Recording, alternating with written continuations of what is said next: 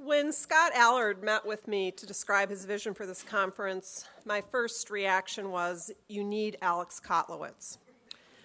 Public housing, immigration, foreclosures, unemployment, the urban diaspora. There was not a subject we touched on that afternoon that did not lead me to think of Alex. A writer and thinker who has traversed America's most complex territories and brought back evidence and stories that change the way we think about each other. The census is, at its root, the most elemental mathematical exercise, a count. 1, 2, 3, and so on. But more than that, of course, the census is about seeing that we do count, that each of us is recognized, and in being recognized contributes in some meaningful way to our understanding of place, of neighbor, of country, of generational shift, to a national sense of self. That is what Alex does, making people count. A writer who has contributed immeasurably to our understanding of the whole by providing such painstaking exposition on the sum of our parts. I do not know if census takers found Lafayette and Faro Rivers in Chicago's Henry Horner homes as they took their 1980 count, but Alex did. The result was there are no children here, the story of two boys growing up in the other America. A book of heartbreaking grace and insight about life and death in one of the country's most complex public housing developments. The portrait of young Lafayette and Faro was named one of the most important books of the 20th century by the New York Public Library and set a new bar for journalistic narrative. While Lafayette and Faro are two of the most enduring characters in modern nonfiction, Alex's work is rich with the portraits of individuals who count and whose stories illuminate broader national themes. There is Eric McGinnis, the 16-year-old boy found floating in a Michigan river, and the racial divide his death exposes in the two neighboring towns.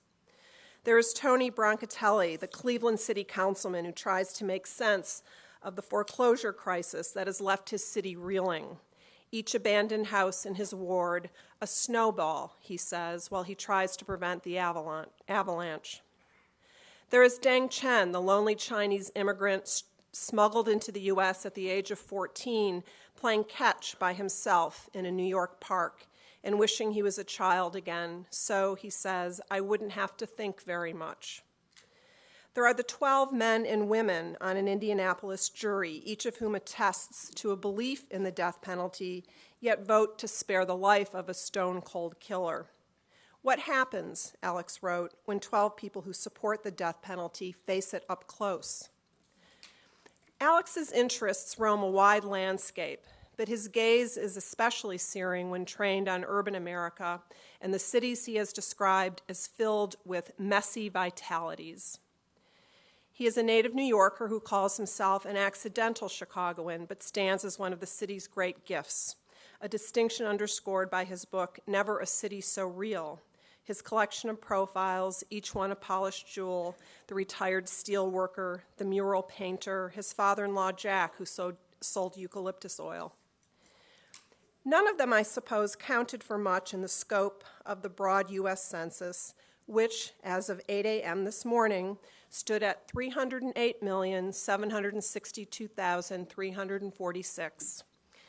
It's likely that all of them could have been forgotten and not impacted congressional redistricting or population-based federal funding formulas. But Alex has taught us better than that, making each of their stories, and in turn each of ours, a national asset of incomparable worth. It gives me very great pleasure to welcome author and my friend, Alex Kotlowitz.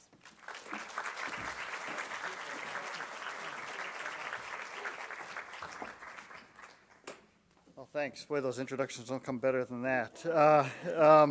Well, thanks for inviting me here today.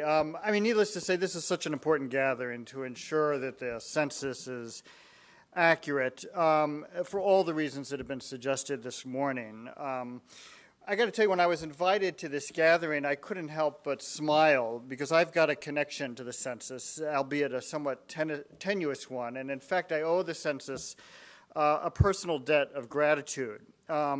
It was 30 years ago, in 1980, and I was living in Lansing, Michigan, trying to eke out a living as a freelance journalist. And so I took a job with the U.S. Census, and I just learned this morning what my job title was. I was an enumerator. And I went door to door, sitting down with families and running through a long, and I mean long, list of questions.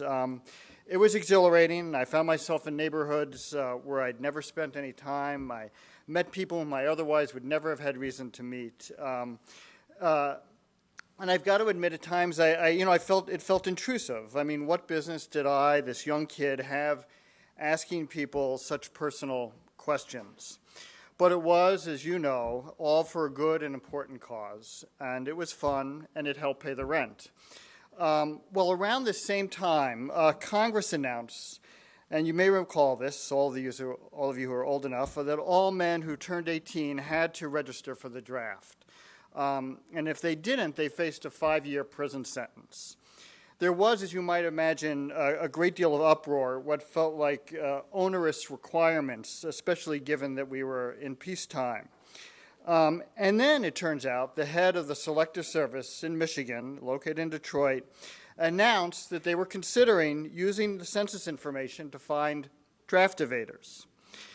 I was only 25, but I knew enough that this didn't feel right. I mean, here I was knocking on people's doors, nosing around in their lives with the assurance that all the information being collected was confidential.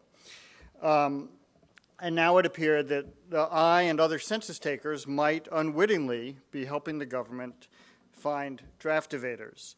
So I circulated a letter among some of my fellow census workers in Lansing, and then did what I knew to do best and released it to the press. And it quickly made national news, the newswires, Time Magazine, the television networks, and it had the intended effect. The head of the census publicly reassured everyone that the census would not, in fact, be used to track down draft evaders, that was contrary to everything that the census was about. I know, as we heard this morning, that the census faces similar challenges today, especially with many in the Latino community who fear that information collected about their immigration status could be used against them. And it's going to require some extended reassurances that, in fact, their cooperation won't bring in other government agencies. As for me, I got lectured by my superiors at the census about next time going through the proper channels. I nodded my head and smiled and then continued my summer work knocking on doors. And honestly, in the end, I've got to tell you, it was a glorious summer. I spent all this time hanging out with people, again, whom I'd otherwise never have reason to meet, getting to know up close the struggles and dreams of ordinary Americans. It was, I suppose, the beginning of what would become my work, listening to the stories of those who my dear friend and mentor Studs Terkel liked to refer to as the et ceteras of the world. I know that it wasn't because of this tenuous connection, though, that you invited me here today. And in fact, I've got to say I feel like a bit of an imposter. I'm not a demographer. I'm not a social scientist, nor an urban planner, nor a policy wonk. I'm simply a storyteller.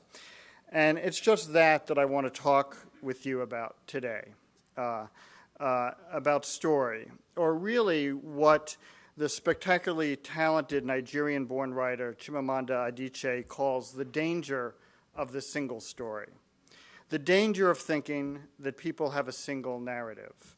That, for instance, if you're growing up poor in Chicago's Englewood, that your story is the same as the person next door.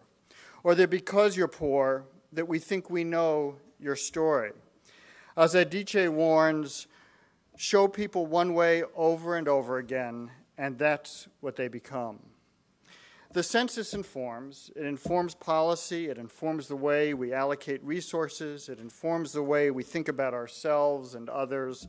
It informs the present and helps sculpt the future.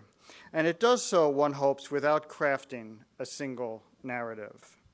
For storytellers like myself, the census helps us understand the undulations in the landscape. It helps guide us, pushing us down certain paths where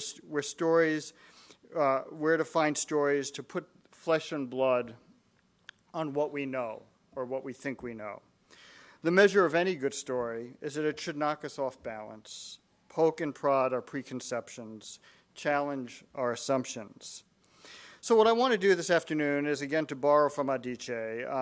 And she suggested that stories, if not told honestly, leads to a lazy, simplified view of the world, a lazy, simplified view of humanity.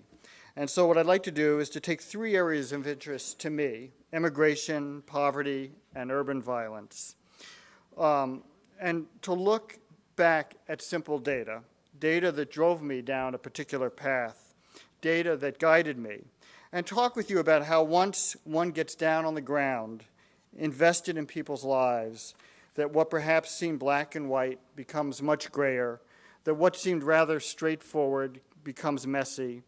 I want to be clear that I'm not undertaking this exercise to suggest that statistics, that demographics, that data doesn't matter. They do, tremendously. As a storyteller, I rely on them as a kind of compass. They help me make sense of people's stories. Rather, I just want to suggest that data or statistics tell only part of the story. So to begin, here are some numbers. From 1990 to 2000, the Latino population increased in this country by 13 million. So a few years ago, I chose to journey to Carpentersville, a town 40 miles northwest of Chicago. And in the 1990s, the demographics of that town changed rather dramatically, mirroring what was happening across the U.S. The Latino population there jumped 17% in 10 years, so that by the year 2000, 40% of its 37,000 residents were Hispanic. And I headed to Carpentersville to try to make sense of the fissure emerging there and in other cities and towns over immigration.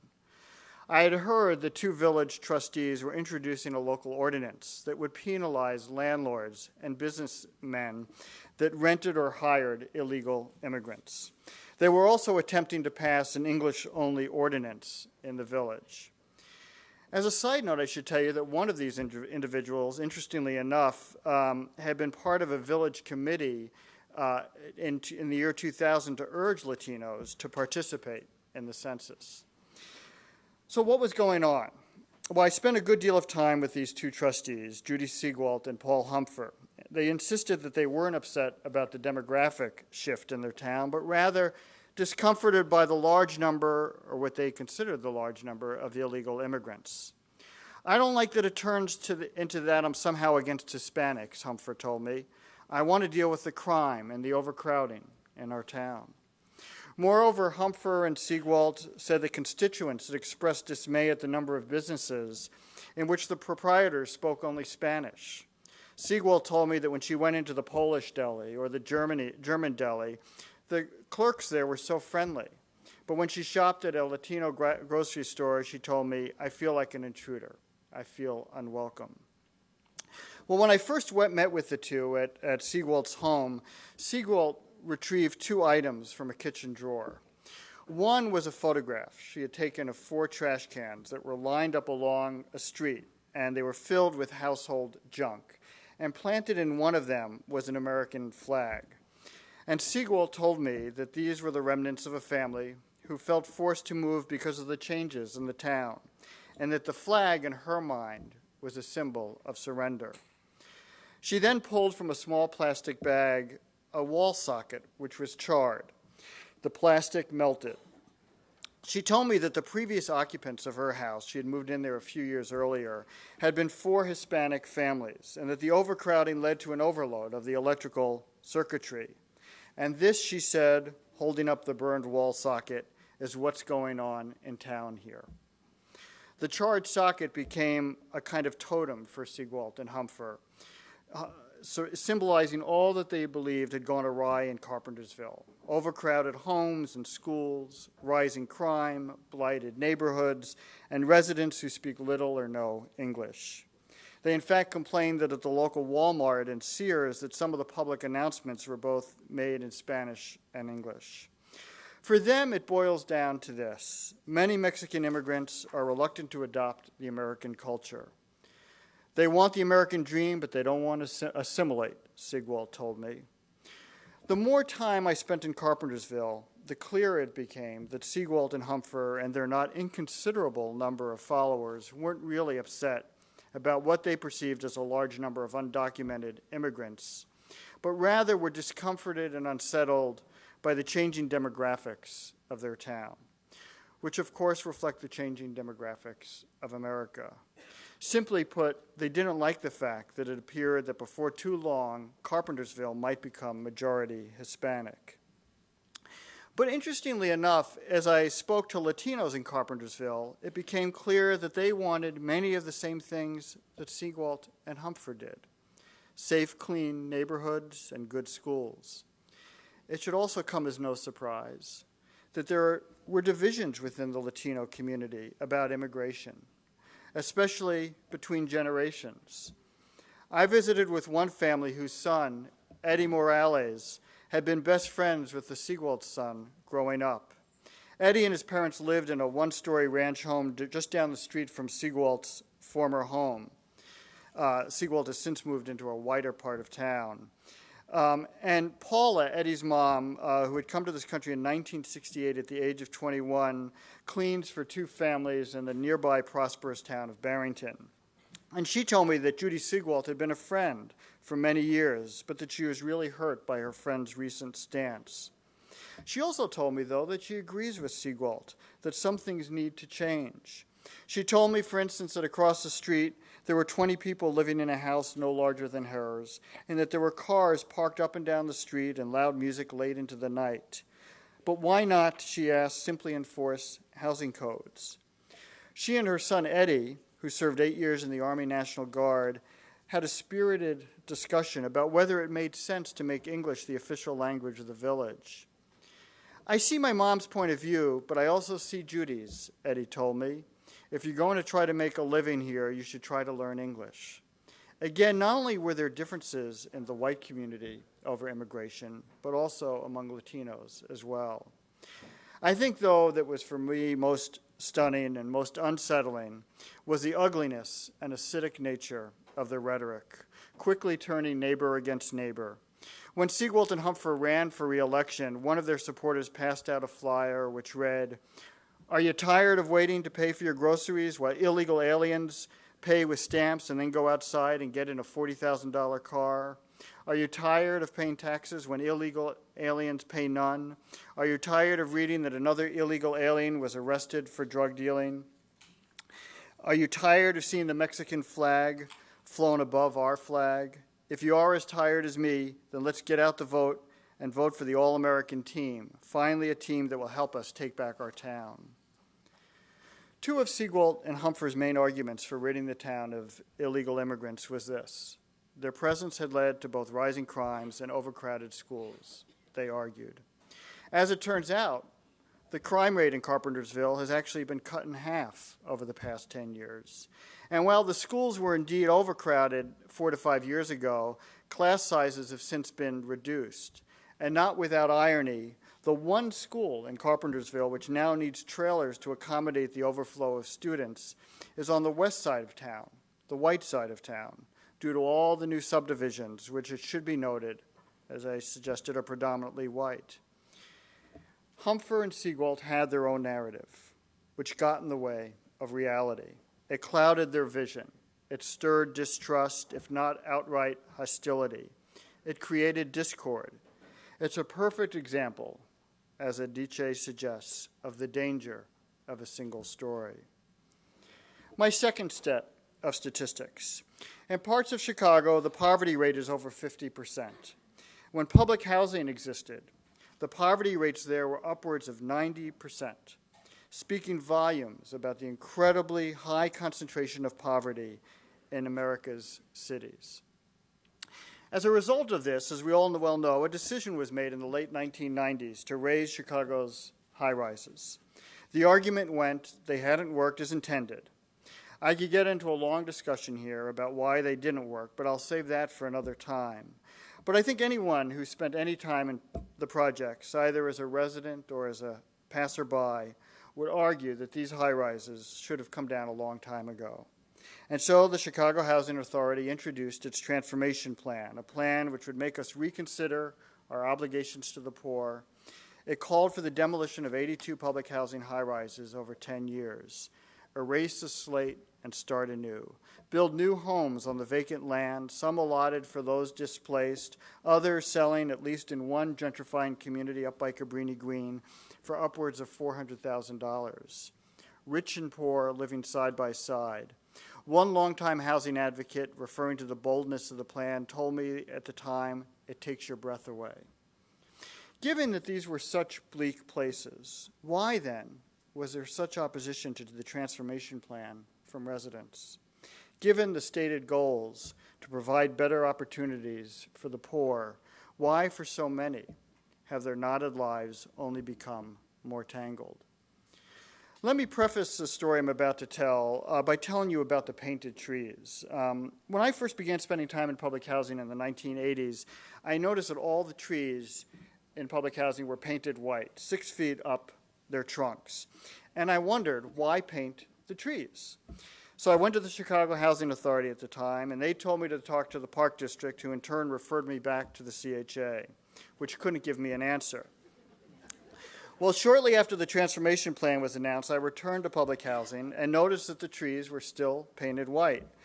One longtime resident suggested to me that they were decorating the trees to make them look more cute, she said. An engineer who consulted with the tenants suggested to me that maybe the trees were painted white so that the police, when they were chasing suspects in their squad cars, wouldn't run into them. The CHA spokesman told me that they were painted to keep away bugs. What kind of bugs, I asked. Why only in public housing and not elsewhere? You know what, he said, exasperated no doubt with my trivial pursuit, "I'll get back to you." Well, he never did. I mention these trees because to grasp what I call the painted trees enigma is to grasp what has been the basic dynamics of public housing in Chicago. The behavior of the Housing Authority and other public officials has often been inexplicable and without accountability. So for the tenants, resignation and distrust became a matter of self-protection. So let me proceed to the story. It was the winter of 2002, a few years after the transformation plan had been announced, and there were rumors that the CHA was evicting tenants in high-rises that had not yet been scheduled for demolition. Well, I called the CHA to ask how many evictions had been carried out in Stateway Gardens, where I was spending some time. And again, their spokesperson told me with absolute certainty that there had been none. But in fact, there had. In fact, earlier that day, I had met Gwendolyn Hull. Gwendolyn Hull was 43, the mother of 4, a grown son and 3 young children. She had lived in Stateway Gardens for 13 years, and earlier that morning, sheriff's deputies had arrived at her door and told her that she needed to be out of her fourth floor apartment by 1 p.m. when they boarded up. Well, Hull was a gaunt, high-strung woman, and by noon, when I came across her, she was sipping from a can of Miller's to calm her nerves.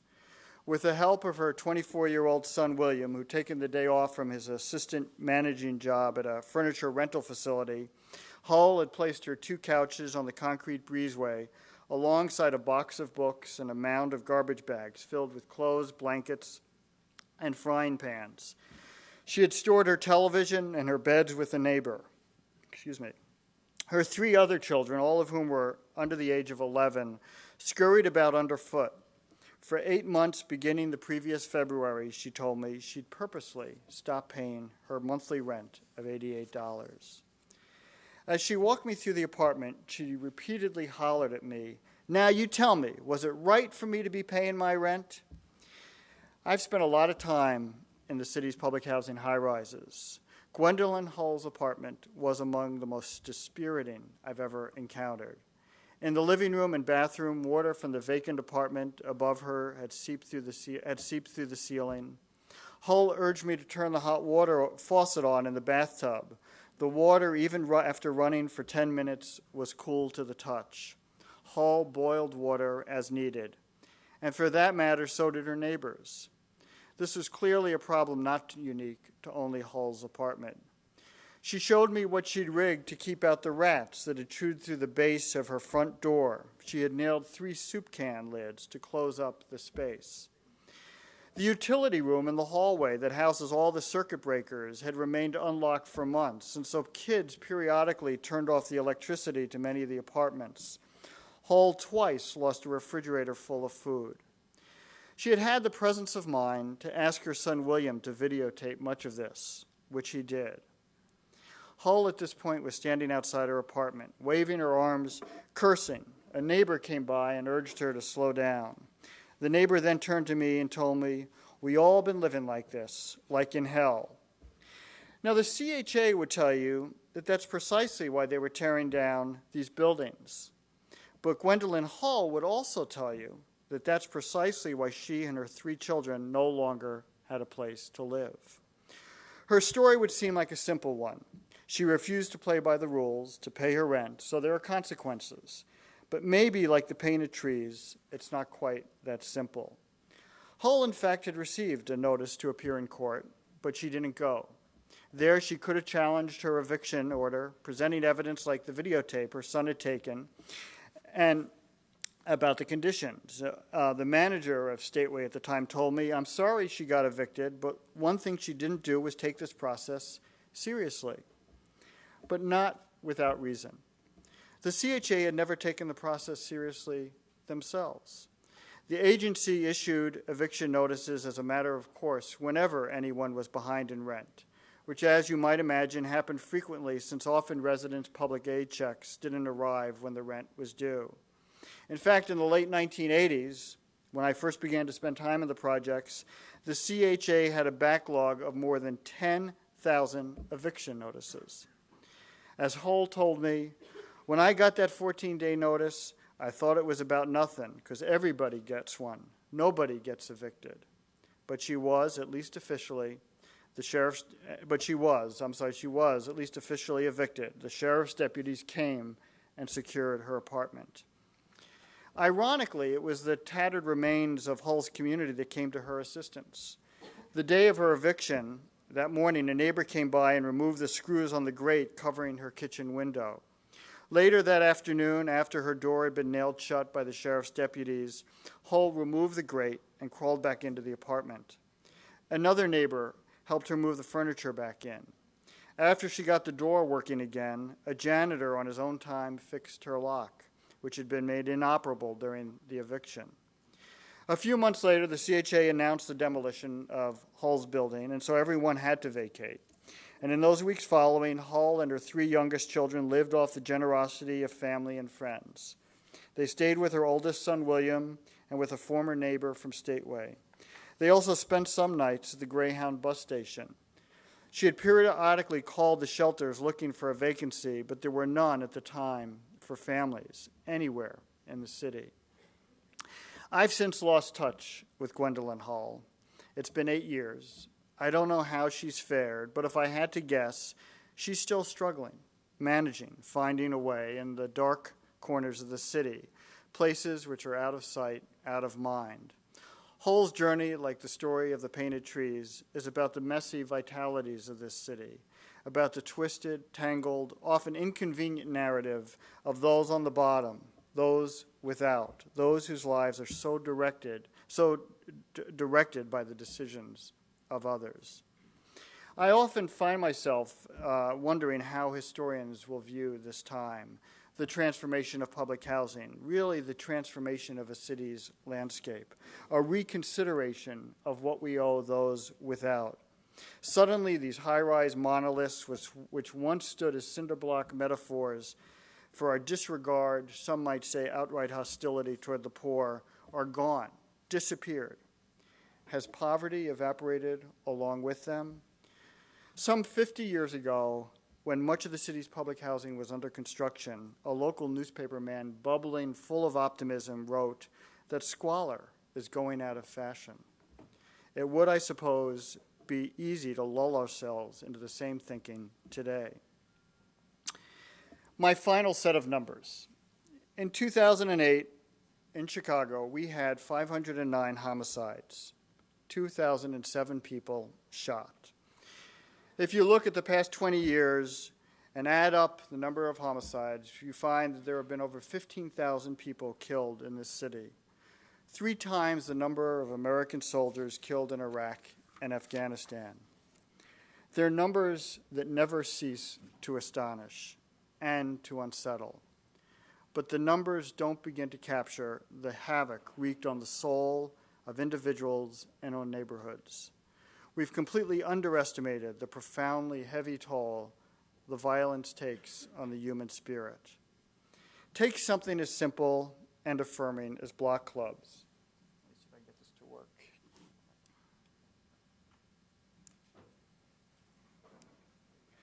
Great.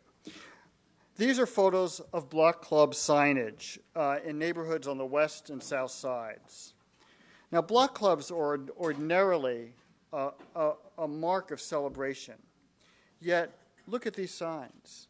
The block clubs announce their intentions not in language that speaks to their dreams, but rather language that speaks to their fears. These are communities, to borrow a term from the world of psychology, that are hypervigilant. They are wary and weary. They're collectively looking over their shoulder. How can they focus on what might be when their energy is on what is? These are communities that live entirely in the present, trying to fend off the future, for tomorrow holds more threat than promise. So I want to tell you the first of 2 stories here. A few years ago, early one morning, I was awakened by a phone call from a young man who I'd known since he was 12. He was out of breath. He told me that the night before, he and his brother had been driving in their neighborhood on the west side of the city when a burgundy-colored car pulled up alongside them. And the passenger in that car reached over to the man to man the steering wheel while the driver pulled out a semi-automatic weapon and with both hands started shooting. Fortunately, my friend and his brother outraced them, speeding under the L tracks on Lake Street. And though their car was racked with bullet holes and the passenger window shattered, somewhat miraculously, neither he nor his brother, who had curled up under the dashboard, were hit. So the first thing I said to him was, "Did you call the police?" There was a long pause. "No," he replied. I asked them where they were. He told me they had spent the night on the south side in their car, and I told them to stay put and I'd come down to get them. I drove down there and I took them to the local police station where they filed a report with an easygoing uniformed police officer behind the desk. She admonished them, as she should have, for not coming to the police earlier. She told them they could have put out an all alert and tried to stop the car. Now, she said, it was too late. She also told them that the police could no longer collect evidence since it was viewed as tainted. The thing is, my friends said they could even identify the assailants. They thought the shooting was related to a murder allegedly committed by their younger brother, who was in jail awaiting trial. The officer behind the desk suggested to us that if we wanted some immediate action, we should go to the Violent Crimes Unit on the west side where the incident had occurred. Then she leaned over the counter and offered a parting word of caution. "Now, I don't want any of that tit for tat," she told my friends. They nodded, as did I. Well, I drove my 2 friends to the West Side Violent Crimes Unit, which sits on the 2nd floor of the 11th District Police Station on Harrison Street. And we were directed to a detective who was middle-aged and white and dressed in a shirt and tie. He also had a small silver stud in one ear. And when we got there, he was on the telephone, leaning back in his chair, his feet propped up on his desk, and we stood and waited. He was still on the phone, and he covered up the mouthpiece, and he turned to me and said, "Who are you?" I tried to explain that I was a friend, that they'd been shot at, and he said to me, "No, who the fuck are you?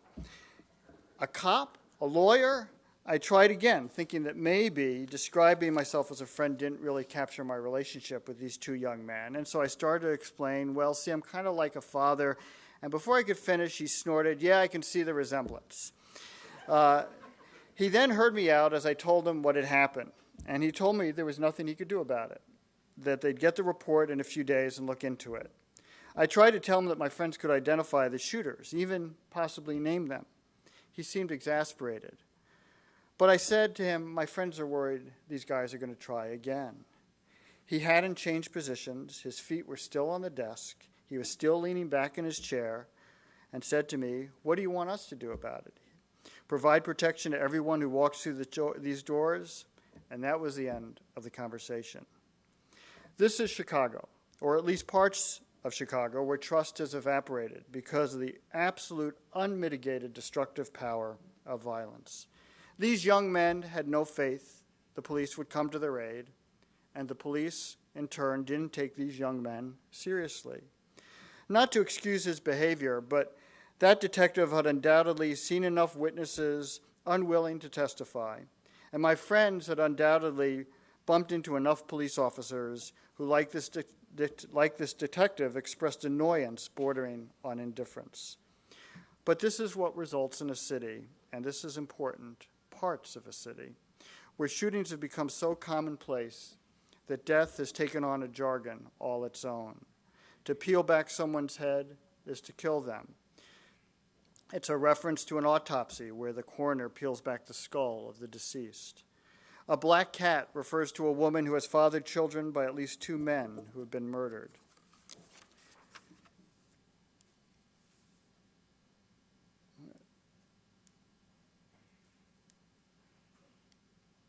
You can't see this very well.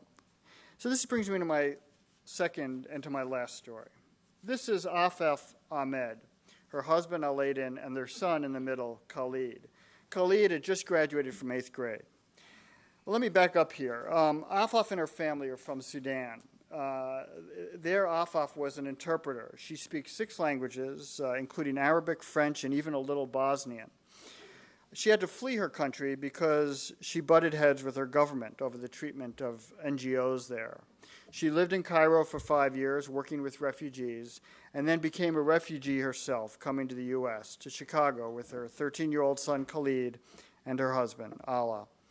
Before they left for America, she told Khalid, "I expect you to be way better than me. This is your chance." She ended up first in Albany Park, but concerned about some of the open-air drug dealing, moved to Logan Square, renting a first-floor apartment in a 2-story flat. Her upstairs neighbor, Mark Evans, was her landlord, and they quickly became friends, often sharing meals together, and she also there gave birth to her second son, Muhammad. Khalid was having a tough time. His English was spotty at best, and he felt picked on at school. On one occasion, he came home from school with a broken finger when another student had tried to wrest $1 from his closed fist. Khalid, not surprisingly, found comfort in the presence of other new immigrants. And so Afaf enrolled him in an after-school circus program which catered to new arrivals. He also began hanging out on the street with young Latinos, most of them immigrants from Mexico, though he also became friends with 2 brothers who were refugees from Cuba. It turns out that one of those brothers, whose street name was Cuba, belonged to the Maniac Latin Disciples, a street gang. Well, Afaf decided to move back to Rogers Park, where she had lived just briefly, to try to extradite Khalid's ties with Cuba and his brother. And he seemed to be doing okay, making progress at school. On the evening of Friday, July 7th, in the year 2006, a month after Khalid's 8th grade graduation, a month after this picture was taken, Khalid left his mother's house. He told her he planned to spend the weekend at an evangelical Christian camp in Indiana, a place he had attended before. Afaf was adamant that he not return to Logan Square. In fact, just a few weeks earlier, their former landlord, Mark Evans, who I'd mentioned earlier, the man Afaf had befriended, had been shot late at night, left to die in the middle of the street in an attempted robbery. On Sunday, Afaf got a call from a friend of Khalid's that he'd been arrested. She began calling police stations on the north side. Monday, she was directed to the morgue. There she learned that sometime over the weekend, her son had been shot 6 times. I first met Afaf 6 months after Khalid's murder. She was constantly agitated, angry at anyone who in her mind wasn't working hard enough or fast enough to solve her son's killing. She so alienated the young detective working on the case that an older detective stepped in to act as an intermediary. On one visit to the shrine at Khalid's murder site, she ran into a young girl who it turns out was the last person to see him alive. She gave her name to the police. Afaf seemed invigorated by her own private detective work, excited, really. But that soon dissipated as the case stalled, and in the weeks and months to come, she pulled into herself, her face tightening like a fist. There would be afternoons I'd stop by, and she'd still be in her nightgown, curled up on the couch in her compact living room, smoking, her hair uncombed. She looked as if she was wilting. Unwashed dishes lay cluttered around the kitchen sink. In need of money, she'd sold various items from the house, including her television and some furniture. The house got emptier and emptier. At one point, she told me, "I can't protect my son. I'm worth nothing." She checked herself into a psychiatric ward at a local hospital. She became so depressed, so inward, so sour that, and I'm not proud to admit this, I began to come around less. At one point, she apologized for not being better company. Finally, there was an arrest in the case, and it was the arrest of Cuba. Apparently, Cuba had tried to rob her former landlord, and Khalid had witnessed it. When the landlord ran, Cuba allegedly shot him. Khalid was so upset and so unsettled by the killing that he couldn't keep quiet. He was telling all his friends. He couldn't help himself. It was as if he needed to relieve himself of what he'd seen. Cuba apparently warned Khalid to stop talking, but he couldn't. And so Cuba lured Khalid into an alley and shot him 6 times. And as he lay dying, Cuba allegedly held him and whispered, "I love you, Khalid, but I had to do it." Well, that was all too much for Afaf to digest. She withdrew even more. Soon she developed a bitter, metallic taste in her mouth, which she couldn't get rid of. And it only intensified when she ate. And one day at the lake, with her son Mohammed, the metallic taste was unusually strong, and so she scooped up a handful of sand and put it in her mouth and slowly sucked on it. It took away the bitterness. The sand gave her taste. It is, I suppose, the equivalent of finding solace in an empty room. It was the only joy, albeit a muted one, she could find. She purchased bags of play sand from Home Depot and told her husband they were for their son. When he discovered that she'd been eating it, he began cooking elaborate Sudanese meals, mostly lamb, which Afaf ordinarily savored, but nothing kept the bitter taste away like the sand.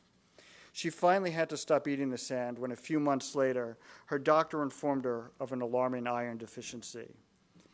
Afaf found some relief at the trial, in part because she was finally getting some justice, but it was there that she finally felt connected again. She befriended the mother of Mark Evans, her landlord, who had been murdered. They held hands throughout much of the trial, but she's still having a tough time. She told me not long ago, "It's like lenses. I see everything through this tragedy." Well, we all need to look through that lens.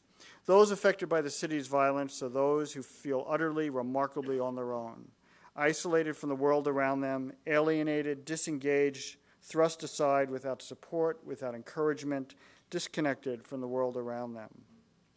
I remember one of the last things Afaf told me after the trial was that when her son, Mohammed, who's now 5, reaches adolescence, she plans to send him from Chicago to Sudan to live with her mother. She told me, "I will try to make him safe." Think about it. Afaf's son, Mohammed, might find refuge in Sudan. What does that say about our city? What does that say about us? Stories are my bias. It's what I do for a living. But look, stories are narrative or as old as the human race. They help us make sense of the world around us and help us make sense of our own lives. They bring us places we otherwise might not venture, pull us into situations we might not otherwise experience, and they introduce us to people we otherwise might not meet. The census is a kind of storytelling. But we need to be careful that the collection of numbers doesn't lead us to create single stories, that it doesn't oversimplify, that it doesn't unintentionally try to tidy up the messy vitalities of the American landscape. Beware of the single narrative. Our lives, after all, are complicated. They're tangled. They surprise. They knock us off balance, even make us squirm. They agitate. They poke and prod our preconceptions. I want to end with a nod and a thank you to Chimamanda Adichie. In a recent talk, she said, and this has really stayed with me, stories matter. Stories have been used to dispossess and to malign. But stories can also be used to empower and humanize. When we reject the single story, when we realize there's never a single story about any place, we regain a kind of paradise. Another way to think about it is that when we realize that there's never a single story about a place, we regain a kind of dignity. We strengthen community, and we fortify the human spirit. Thank you.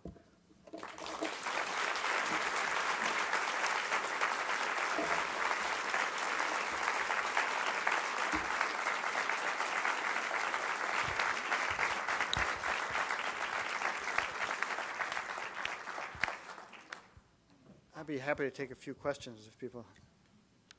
I'm reminded of an African proverb. It kept running in my head years and years ago as you spoke. Until the voice of the lion is heard, the tale of the hunt remains untold. It's talking about two stories, always two stories. Thank you. Thank you very much. Well, thanks. Thank you.